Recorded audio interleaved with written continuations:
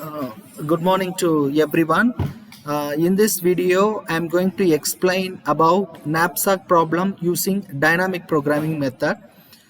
The dynamic programming method is also come under divide and conquer approach, where we will divide the problem into subproblem and find out the solution for each subproblem. At last, we will combine together the solutions of all the subproblem. That will be the best solution for a given problem. So in this case, in the subproblem, we may find so many solutions. For each and every problem, we will have different solution. Among the different solution, we have to find out an optimal solution which is suitable for the given problem. So optimal solution means either we can have a result as maximum or minimum. In case of dynamic programming, we will take maximum, whereas next program is greedy method. For greedy approach, we will take minimum value. So in this knapsack problem,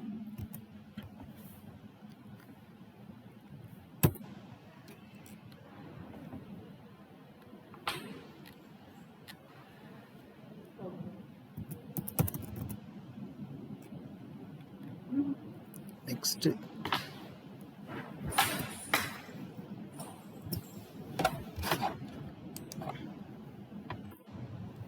Yeah, in this knapsack problem, there will be different object where each object has some weight as well as cost and profit.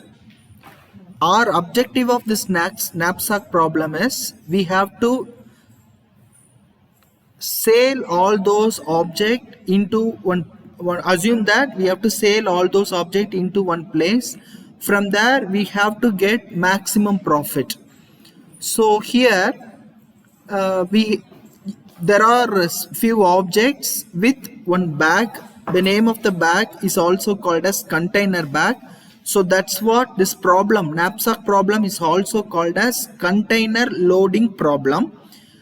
Assume that my bag size is 15 kilogram. I have 5 objects where each object carries the weight 1, 2, 4, 12 kilogram respectively. So I have to bring all those objects into this 15 kilogram bag. Then I have to carry that bag and then sell all those product into the market to have a better profit. So in dynamic programming, one advantage is there, that is we can divide the problem we can divide the object into two, then we can bring it into the bag, then we will sell those object into a market. Whereas in greedy method, it's not possible, only 0 or 1, either we will consider or we may not consider. So that is called as greedy. So here in this example, in the program, I am using the utilities scanner to receive the input from the user. Then public class knapsack. Knapsack is the class name. Then I am using static int maximum of int a comma int b, which means that, as I said before, I have some object. Among the object, I have to choose which one give the maximum profit. So for that purpose, I am using this max function. Then return condition, within the condition a greater than b question mark a colon b. This is called as ternary operator. The role of the ternary operator, and it is also called as conditional statement. The role of the conditional statement or ternary operator is check the condition. If the condition is true, then the true part will be executed immediately, followed by question mark. If the condition becomes false, then after true part there will be a colon, then the false part will be executed. So here I am checking out the maximum value. So which object gives the maximum profit, those object I will take into the bag, then I will sell that object into a market. Next, here static void class name is knapsack and pass the parameters are weight, profit, M and N. M is for cost of the project, N is for the particular object. So here next one is, for each and every object I have to get weight as well as profit from the user. So for that purpose I am using this for loop. Using this for loop I will get profit as well as weight from the user. So here next statement I am going to check the condition, which object among the different object, which one gives the maximum profit. So for that purpose I am using max of profit of I plus V of ij into j minus weight of I.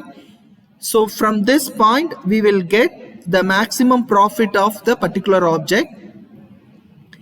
So next, if the weight of the particular object is greater than, or weight of the particular object is less than the one of the object, means then we should not take, because maximum weight will give you the maximum profit. For example, if I take 1 kilogram of one particular object, it will give certain profit.